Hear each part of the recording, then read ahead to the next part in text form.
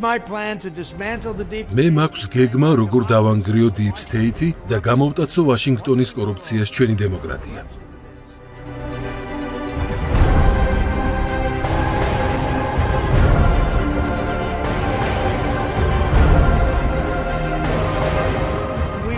clean out all of the corrupt actors in our nation. გავწმენთ უსაფრთხოების, ასევე დაზვერვის სისტემას, რომელიც სავსეა კორუფციონერებით. დავშლის სააგენტოებს, რომლითაც ეს უსახური ბიუროკრატები კონსერვატორებს, ქრისტიანებს არ ნახულ დევნასა და შევიწროებას უწყობენ. Again be able to target and persecute conservatives, Christians. ამ ბრძოლაში ტრამპის წინსვლას ქრისტიანულ საქართველოში ცელიან, სადაც კონსერვატიული მთავრობა ასევე Deep State-თან ომშია. Deep State არ ჩერდება, თუმცა მე ერთი რამ შემიძლია გითხრათ, ხელისუფლება ბოლომდე მიიყვანს დაწყებულ საქმეს და არა მხოლოდ სახელმწიფოს დაიცავს, არამედ სისტემასაც ბოლომდე გაწმენს აქაური Deep State-ის არჩენებისგან. It's the party of war. It's the party of censorship. ომის პარტიას მხოლოდ ძალაუფლება აინტერესებს, რომ ბევრი ომი გააჩაღოს სამხედრო მანქანის გამოსაკვებად. ამ პარტიად დღეს დემოკრატები ჩამოყალიბდნენ და Deep State-ს ემსახურებიან. 20 წელი ვიყავი დემოკრატიულ პარტიაში, სანამ არ დავინახე რა მოხდა. მხოლოდ დონალდ ტრამპმა მოახერხა კედელთან მიემწყდია ომის პარტია. ტულსი გაბარდს ტრამპი ეროვნულ უსაფრთხოებას ჩააბარებს და შედეგად ის ფედერალურ გამოძიებას, ასევე ცენტრალურ დაზვერვას გააკონტროლებს. გვერდში მას კეშ პატელი ამოუდგება, რომელიც ტრამპმა FBI-ის დირექტორად დაასახელა. President-elect Trump continues stalking his new administration with staunch loyalists. არჩეული პრეზიდენტი ტრამპი აცხადებს, რომ ფედერალურ გამოძიებას სათავეში კეშ პატელს ჩაუყენებს, რომელიც ტრამპის ნარატივს იმეორებს და აცხადებს, რომ ფედერალური ბიურო, ისევე როგორც ცენტრალური დაზვერვის სააგენტო, Deep State-ის მითითებით მოქმედებს.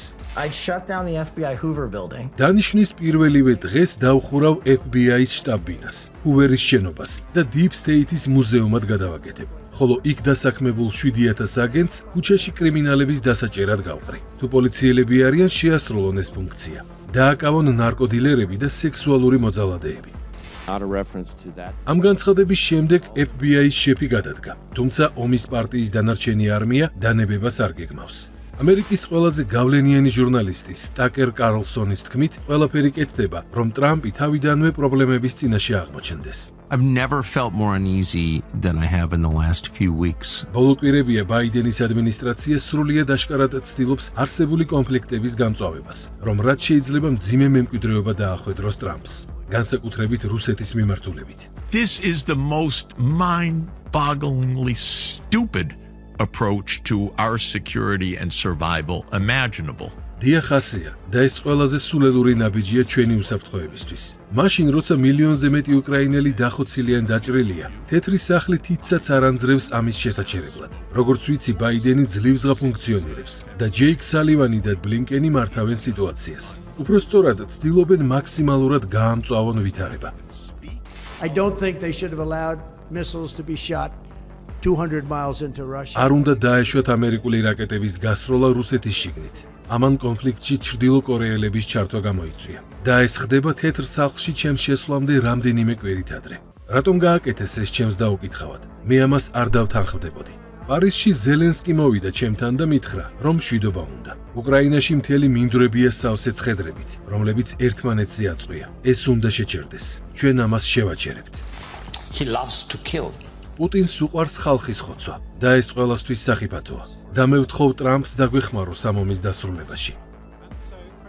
ზელენსკის აქამდე მშვიდობის ხსენების უფლებაც არ ჰქონდა.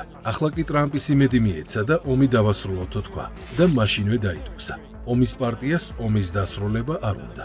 Any push for negotiations too soon will actually რუსეთთან მოლაპარაკების ნებისმიერი ნაჩქარევი მცდელობა უკრაინისთვის ცუდად დასრულდება. მთელი მსოფლიო გვიყურებს, როგორ მოვიქცევით, გვმართებს ვიყოთ ძლიერები. სირიის მოვლენებმა გვაჩვენა, რომ რუსეთი დაუმარცხებელი არ არის და ჩვენ სათანადოდ უნდა შევაფასოთ საკუთარი ძალები. კაია კალასი ესტონელია. რატომ უკიჟინებენ ბალტიის ქვეყნები უკრაინას და საქართველოს რუსეთთან ომს? იმიტომ, რომ წინააღმდეგ შემთხვევაში ომის ქარცეცხლში თავად აღმოჩნდებიან. ომის პარტიის იდეოლოგებმა მაკეინის ინსტიტუტში ამ დღეებში შეხვედრისას ეს მკაფიოდ თქვეს. The best way of dealing with Russia რუსეთის დამარცხების საუკეთესო გზა მის გარშემო მდებარე ქვეყნების გაძლიერებაა. უკრაინა უკვე საქმეშია და უნდა განვაგრძოთ მისი დახმარება. შემდეგ მოდის მოლდოვა და საქართველო, ხოლო ბოლოს ამ რიგში ბალტიის ქვეყნებია, რომლებმაც რუსეთის შემაკავებელი როლი უნდა შეასრულონ. I do commend the many countries in Europe, particularly our NATO partners, but others as well. უნდა ვახსენოთ ნატოს არაწევრი ევროპული ქვეყნებიც, რომლებმაც უთუოდ ბევრი გააკეთეს ჩვენი სტრატეგიის ფარგლებში. ამას ვაცნობიერებთ, მაგრამ მეტის გაკეთება მართებთ. და თუ გააკეთებენ, ეს მათ ტრანსატლანტიკურ მისწრაფებაზე დადებითად აისახება. და თუ არ გააკეთებენ, ცხადია მოუწყობენ გადატრიალებას. და რის გაკეთებას ითხოვენ, რომ მოლდოვა და საქართველო რუსეთთან ომში ჩაებან. სანაცვლოდ ნატოში მეგიღებთო. თუმცა როგორ მიიღეს უკრაინა, უკვე ნანახი გვაქვს. That if Russia is defeated in Ukraine, it's going to create this window of opportunity. რუსეთის დამარცხება საქართველოს და მოლდოვას ახალ პერსპექტივას მისცემს, რაც ამ წუთას მათთვის შესაძლოა მკაფიოდ არ ჩანდეს. მე და დევიდი სექტემბერში ვიყავით საქართველოში. შევხვდით ოპოზიციის ლიდერებს, რომლებიც მხრებ ჩამოყრილნი არიან. სამაგიეროდ მოლდოვა არის ყოჩაღად. მაიამ ხელმეორედ გაიმარჯვა არჩევნებში, ასე რომ რუსეთს მის ირგვლივ მდებარე ქვეყნების რკალი აუცილებლად დაამარცხებს. სწორედ ეს არის Deep State-ის დოქტრინა, რომელიც საბჭოთა კავშირის დაშლის შემდეგ გაჩნდა. შავი ზღვის ქვეყნების თავისი გავლენის ქვეშ მოქცევა და დასავლეთიდან რუსეთის დაბლოკვა. I'm able to ask questions, to check. კარგად უნდა იყო ჩახედული ამ რეგიონში ეს პროცესი რომ დაინახო და მიხვდე, რატომ ცდილობენ ახლა რუსეთ-უკრაინის ცეცხლის ხაზთან მდებარე ქვეყნებშიც ვითარების არევას. საქართველოში ბოლო კვირებია გადატრიალების მძლავრ მანევრს ახორციელებენ, რაც არ გაუვათ, მაგრამ რეგიონში დესტაბილიზაციას კი აღწევენ და ეს რომ მთლიანად ამერიკიდან იმართება, ცხადზე უცხადესია. ჯეფრი საქსის შეფასება ილონ მასკმა თავის სოციალურ ქსელშიც გააზიარა. ილონ მასკმა გადააზიარა კონკრეტული ექსპერტის შეხედულებები იმის თაობაზე ბაიდენის ადმინისტრაცია როგორ ერევა საქართველოს საქმეებში და როგორ ცდილობს აქ ხელისუფლების შეცვლას. ამას თუ ვინმე დემოკრატიულად შეაფასებს და ეს თუ დემოკრატიის ნაწილია, საერთოდ წარმოდგენები გქონია ჩვენ დემოკრატიას. ამერიკის შეერთებული შტატებისთვის ძალიან დიდი მნიშვნელობა აქვს შავი ზღვის კონტროლს, შავი ზღვა არის ნატოში. ნატოს დოქტრინაში ერთ-ერთი მთავარი სივრცე, რომელსაც ითვლება რომ ნატომ უნდა აკონტროლებდეს. ურუმინაში შენდება დღეს ნატოს ერთ-ერთი უდიდესი ბაზა ევროპაში. ასე შემდეგ, ახლა მარტო დასავლეთ სანაპირო კი არ უნდა აკონტროლოს ამერიკის შეერთებულმა შტატებმა ნატომ თავისი მიდგომებით, არამედ აღმოსავლეთ სანაპიროს. ამიტომაც გააუქმეს რუმინეთში საპრეზიდენტო არჩევნების შედეგები მას შემდეგ, რაც გამარჯვებულმა კანდიდატმა განაცხადა, უკრაინაში ომი უნდა დასრულდესო. რუმინეთში მორჩილ ხელისუფლებას ვადა გაუგრძელეს, ხოლო საქართველოში ქაოსს აწყობენ, რომ ქართული ოცნება მორჩილი ნაცმოძრაობით შეცვალონ. სანაცვლოდ ქართულ ხალხს ევროკავშირს პირდებიან, რაც მორიგი ბლეფია. უნდა დამთავრდეს ის დიდი αφიორა და ტყუილი, რასაც ქვია ბრიუსელის მიერ საქართველოსთვის ევროკავშირში წევრობის დაპირება. ეს არის აბსოლუტური ტყუილი, არავინ არასდროს არ აპირებდა და არც მომავალში დააპირებს საქართველოს ევროკავშირში მიღებას და ეს ბრიუსელმა ღიად გამჭვირვალედ და გულახდილად უნდა თქვას. მაგრამ რატომ იტყვიან ან აღიარებენ, როდესაც ხედავენ, რომ ხალხის ნაწილი ტყუდება და ქაოსში ერთვება. ამ ღრეულ წყალში კი თევზის დაჭერის იმედი აქვთ, თანაც ძალიან მნიშვნელოვანი თევზის. საქართველოს ტერიტორიას ვინც აკონტროლებს, ის შეუძლია შეაჩეროს ან განავითაროს ეს ტრანზიტული გზები. ამდენად ძალიან დიდი ინტერესი აქვს დასავლეთ მთლიანად რუსეთსაც და გეოპოლიტიკისა და ესე ვთქვათ რეგიონის სხვა ქვეყნებსაც, რომ აკონტროლონ ეს მონაკვეთი, რასაც ქვია საქართველოს, აზერბაიჯანის, სამხრეთ კავკასია. გავლენის გასაფართოებლად Deep State-ი ყველგან ომს და ქაოსს თესავს. ის გიგანტური სამხედრო კომპლექსია, რომელიც ომებით საზრდოობს და მხოლოდ ომებს მოაქვს მისთვის დიდი მოგება. President Trump ერთადერთი, ვინც დაუპირისპირდა Deep State-ს, ტრამპი იყო. ჯერ კიდევ პრეზიდენტობის პირველი ვადისას, მაგრამ ვერ მოერია. ახლა დებს პირობას, რომ ამჯერად ჩამოშლის მას. თუმცა პრობლემა ისაა, რომ Deep State-ი მხოლოდ დემოკრატებზე არ დგას. მას ორივე პარტიაში აქვს დასაყრდენი და მე ამ ბრძოლაში ტრამპზე ფსონს არ ჩავიდოდი. Deep State-ი ძალიან ძლიერია.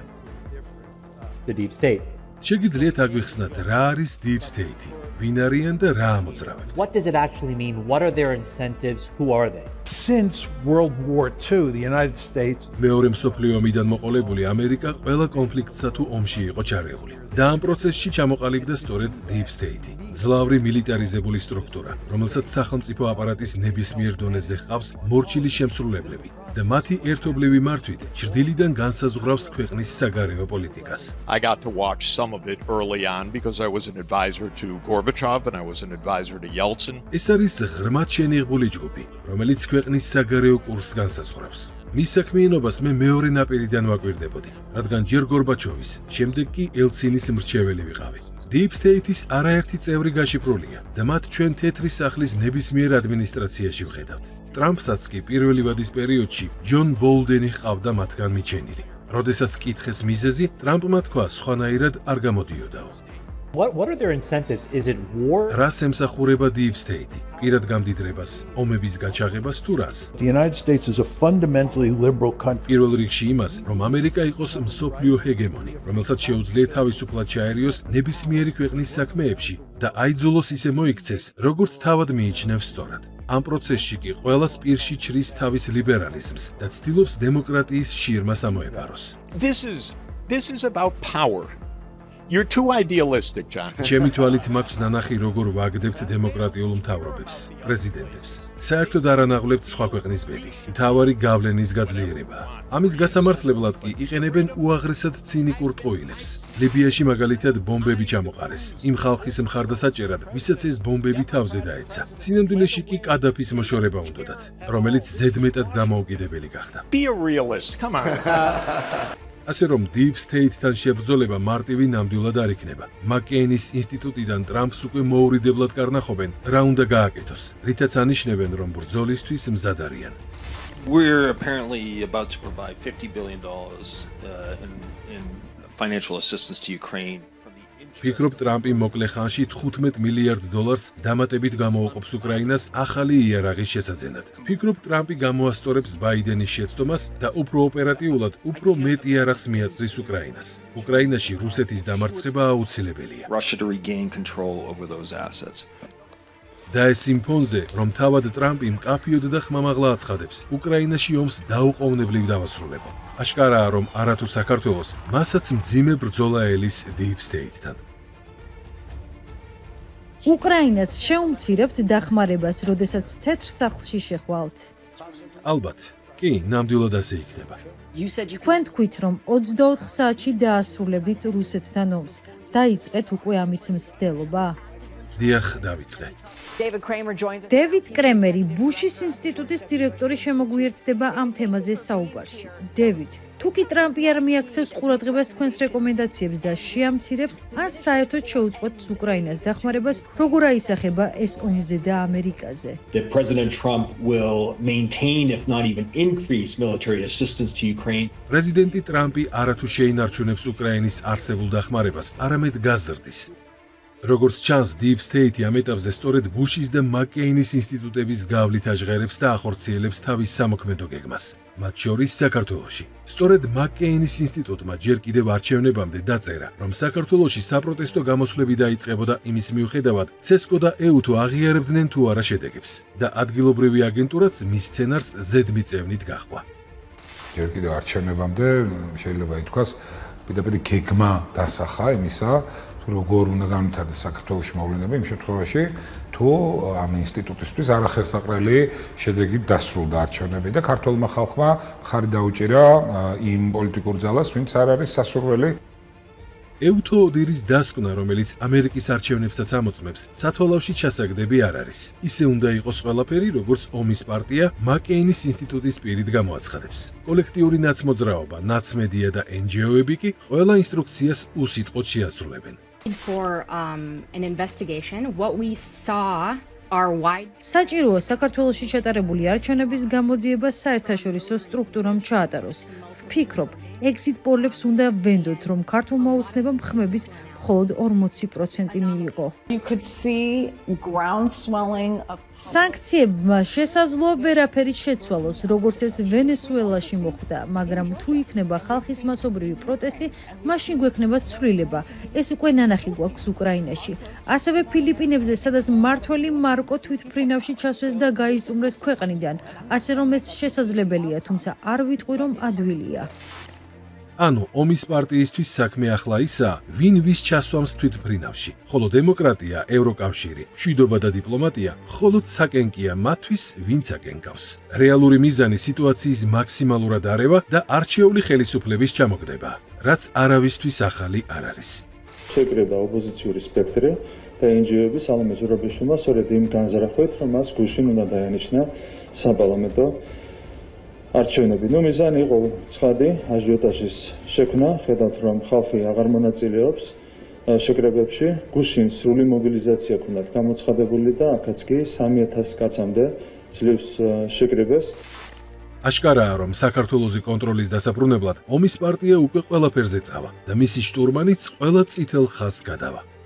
არავინ არ ჩათვალოს, რომ მე არა ვარ ყველასი პრეზიდენტი. ვარ და ვიქნები. არადა გააფრთხილეს, რომ შესაძლოა თვითმფრინავს ვეღარც მიუსწროს და სააკაშვილის გვერდით კლინიკაში ან ციხეში აღმოჩნდეს, რაც უთუოდ კომიკური იქნებოდა. კომიკურთან ერთად ეს იქნებოდა სისხლის სამართლის დანაშაულიც, სისხლის სამართლის კოდექსში არის შესაბამისი ჩანაწერები, რომლებიც ასეთი ქმედებისთვის ითვალისწინებს მრავალწლიან სასჯელს თავისუფლების აღკვეთის სახით. სანამ საქმე ასე განვითარდება, მაკ-კეინის ინსტიტუტი სალომეს ახალ ინსტრუქციებს უგზავნის დასკვნის სახით, რომელიც ამ დღეებში გამოიცა. ნათქვამია, რომ ვითარების შესასწავლად და სამოქმედო გეგმის დასაზუსტებლად ექსპერტთა ჯგუფი იყო თბილისში და დასკვნაც მასზე დაყრდნობით მომზადდა. დეზინფორმაციის ექსპერტებმა აღწერეს თუ როგორ ავრცელებდა ქართული ოცნება კრემლთან ერთად ნარატივებს, რომელიც მიზნად ისახავდა ამ მრჩევლის შეშინებას ომის მუხარით, თუ ისინი ხმას ოპოზიციას მისცემდნენ. კრემლის ჩართულობა როგორ დაადგინეს, სალომეს უთქვამს და მას ვეყრდნობითო. მეტი საბუთი აღარ დასჭირდათ. ამაზე ზოგს ალბათ ისიც გაახსენდა, როგორ ემალებოდა სალომე დემონსტრანტებს სასახლის გვერდით, სალობიე ბაიაში, საიდანაც შემდგომში ნაცმედიამ ლამის გამოათრია. გამოყავთ, როგორც ჩანს სალობიედან, იმიტომ რომ მისი დაცვის წევრებს ხედავა ხოლმე. ხალხის რეაქცია გასაგები იყო. პროტესტი გავრილოვს უკავშირდებოდა, რომელიც სწორედ სალომემ მოიწვია ლავროვთან ერთად. უბრალოდ ლავროვმა მაშინ ჩამოსვლა ვერ მოახერხა. საქართველოს პრეზიდენტი მზად არის რუსეთის საგარეო საქმეთა მინისტრი სერგეი ლავროვი საქართველოში მიიღოს ევროსაბჭოს საპარლამენტო ასამბლეაზე, რომელიც 14-15 მაისს თბილისში უნდა გაიმართოს. სალომე ზურაბიშვილი ოკუპირებული ტერიტორიების შესახებ საქართველოს კანონის მიუხედავად ოკუპანტი ქვეყნის წარმომადგენელს მაინც მიიღებს. ზურაბიშვილს როგორც ჩანს, გონია რომ ხალხს მეხსიერება 2 წელიწადზეც არ მიხვდება. თორემ ლავროვის მომწვევი დღეს ამას არ განაცხადებდა. The Russian path of the Georgian dream. ქართული ოცნების რუსული გზა დაიწყო გავრილოვის ინციდენტით, როდესაც ეს რუსი მიიწვიეს, რომ საქართველოს პარლამენტის თავმჯდომარის სავარძელი დაეკავებინა, რაც ძალიან საეჭვო იყო. ამას მოჰყვა რუსული არჩევნები, რომელსაც თან ახლდა მასობრივი გაყალბება, რომელიც იყო ძალიან დახვეწილი. ჩანს მაკ-კეინის ინსტრუქციაში ამოიკითხა, რომ ნებისმიერ ტყუილს რუსეთი უნდა დაუმატოს და მაშინ დამაჯერებელი გამოვა. ირკვევა ისიც, რომ აქციებისგან უფრო მეცელოდებიან, კერძოდ მსხვერპლს, რაც ვითარებას მეტად დაძაბავდა. საოცრებაა, რომ ჯერ არავინ მოუკლავთ, მაგრამ ეს რისკი გაიზრდება, თუ წამება გაგრძელდება. იმ საშინელ შემთხვევაში, როდესაც სიკვდილი ხელისუფლების ავაზაკების ხელშია, პოლიტიკური გარემო შეიძლება კიდევ უფრო არასტაბილური გახდეს. ისინი აქცენტს რადიკალიზმზე, მსხვერპლზე აკეთებენ, ამბობენ, რომ თითქოს არის დასაული, რომ მსხვერპლი არ მოხდა ჯერ კიდევ და სწორედ ამ მსხვერპლთას უკავშირებენ რაღაც მოვლენების შემდგომ განვითარებას. რაც შეეხება მაკ-კეინის ინსტიტუტს, აქაც არის პირდაპირ deep state-ის, ასე ვთქვათ, გამოვლინება. ეს ადამიანები ვერ ეგუებიან იმას, რომ ვერ დააბრუნეს ხელისუფლებაში კოლექტიური ნაცმოწმობა. დაუბრუნდეთ მაკ-კეინის ბოლო დასკვნას, რომელიც თითქოს არჩევნების კრიტიკა და ლანძღვა უნდა იყოს, თუმცა ირანსა და ჩინეთსაც გადაწვდა.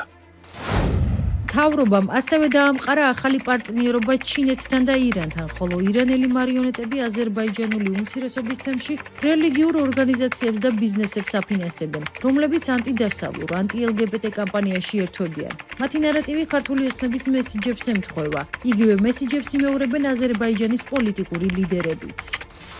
გამოდის ქართულ ოცნებას რომ არ ეთქვა, ისე ვერავინ მიხვდებოდა LGBT პროპაგანდა, რომ რელიგიას, ტრადიციებს და საბოლოოდ სუვერენიტეტს ეწინააღმდეგება. აშკარად სხვა რამის თქმა სურდათ. აზერბაიჯანს საკმაოდ ძლიერი სუვერენული ხელისუფლება ყავს.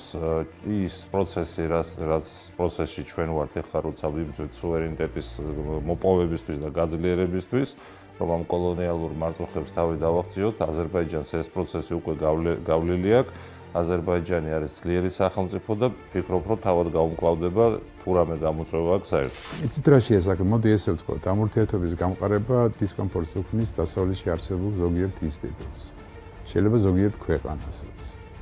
მაგრამ ასევე სერიოზულ დისკომფორტს უქმნის მაგალითად იგივე საქართველოს ჩინეთის ურთიერთობა და შუა დერეფნის სამუშაოება რუსეთს. გასაგებია ლოგიკურია.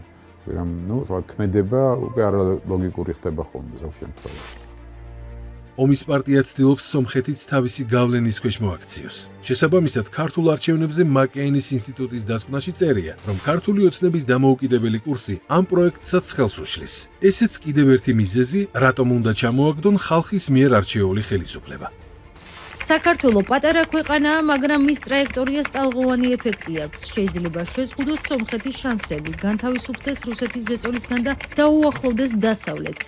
ამიტომ დელეგაციას მიაჩნია, რომ მნიშვნელოვანია საერთაშორისო საზოგადოებამ არ აღიაროს საქართველოს მთავრობა ლეგიტიმურად. საქართველოს რომ გავლენა აქვს სომხეთზე, ექსპერტებიც ადასტურებენ. თუმცა ეს იმას არ ნიშნავს, რომ ეს გავლენა ომის პარტიის მიზნებს უნდა მოემსახუროს და რომ საქართველოს მთავრობა ომის პარტიის კიდევ ერთი ვასალი გახდეს. რა არის ამაზე ომის პარტიის პასუხი? არჩეული ხელისუფლების დელეგიტიმაცია და მარიონეტი ნაცმოძრაობით ჩანაცვლების მცდელობა.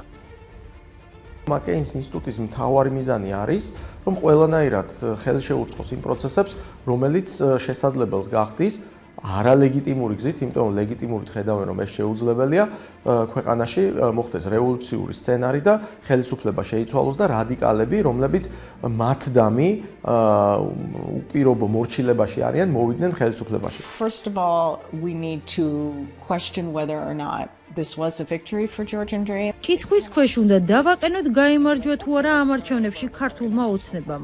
ამერიკაც და ევროკავშირიც მოითხოვენ უცხო გავლენის აგენტებისა და ანტი-LGBT კანონების უკან გაწვევას. შესაძლოა არჩევნების გაუქმებას ცალკეულ უბნებზე. შესაძლოა ვადამდელი არჩევნებიც მოითხოვონ. ნებისმიერ შემთხვევაში ისე ვერ იქნება თითქოს არაფერი მომხდარა. თუმცა საკმარისია ნებისმიერ ამ მოთხოვნაზე კითხვა შეუბრუნო და აღმოჩნდება, რომ არგუმენტი არ აქვთ და ამიტომ ისევ მოიტყუებიან. თქვენ ამბობთ, რომ გამჭვირვალების კანონი დააზიანებს საქართველოში დემოკრატიას, მაგრამ რას აფრთხეს ქმნის ის, რომ მოსთხოვო მედია ორგანიზაციებს გაამხილონ, საიდან იღებენ დაფინანსებას? იმიტომ რომ ამის საჭიროება არ არის. მე მქონდა არასამთავრობო ორგანიზაცია საქართველოში და მთელი ინფორმაცია ისედაც იყო გამჭვირვალე. აი ასე მარტივად პასუხობენ კითხვებს. გამჭვირვალება არ არის საჭირო. LGBT პროპაგანდა საჭიროა. რუსეთმა გააყალბა ქართული არჩევნები. ვინ თქვა? სალომე ზურაბიშვილმა. In Georgia, the OSCE monitors elections. საქართველოში EU-თუ აკვირდებოდა არჩევნებს, როდესაც რუსეთში აკვირდებოდა. ყოველთვის ნეგატიურ დასკვნას აქვეყნებდა, ისევე როგორც ბელორუსში ან ყაზახეთში. მაგრამ საქართველოში EU-თვის მისიას პოზიტიური დასკვნა ჰქონდა, მაგრამ არც კი შეიმჩნიეს. რატომ? იმიტომ რომ არჩევნების შედეგი არ მოეწონათ. ეს ხომ კოსოვოშიც ნანახი გვაქვს და ყირიმშიც. ისე იქცევიან, როგორც მოესურვებათ. ამ ფონზე პრინციპულობა ევროსაბჭოს გენერალურმა დირექტორმა გამოიჩინა, რომელიც საქართველოში ყველა მხარეს შეხვდა, სიმართლის გარკვევას და კომპრომისის მონახვას შეეცადა, რითაც ომის პარტიის მრისხანება გამოიწვია. მე მივესალმები და გეტყვით, რომ მთავრობამ გასცა დაპირება იმის თაობაზე, რომ შეცვლიდა უცხოური გავლენის შესახებ კანონის შინაარსს. შეიქმნება სამუშაო ჯგუფი საქართველოსა და ევროპის საბჭოს წარმომადგენლების მხრიდან. მათ შორის ვენეციის კომისია იქნება ჩართული და მოხდება იდენტიფიცირება იმ ცვლილებების, რომელიც უნდა განხორციელდეს კანონმდებლობაში. მათი არც მანდატი, არც მოვალეობა, არც უფლება არ არის, რომ რაღაც კომისია დანიშნონ ჯერ არ აღიარებული არავისგან ხელისუფლებასთან, მით უმეტეს იმისთვის, რომ განიხილონ რა რუსული კანონი, ვის რა აინტერესებს რუსული კანონით შეცვლა თუ არ შეცვლა. შესაძლოა მას მოუწევს თანამდებობის დატოვება, ნახოთ სად გააგრძელებს ის ცხოვრებას, გისოსებს მიღმა თუ გისოსებს გარეთ.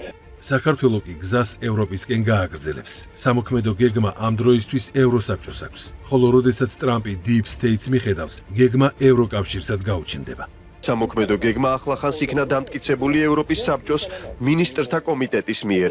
ეს დაგვეხმარება, რომ თქვენ დახმარება გაგიწიოთ საქართველოს გვერდით ვიდგეთ 2024-დან 2027 წლამდე პერიოდში.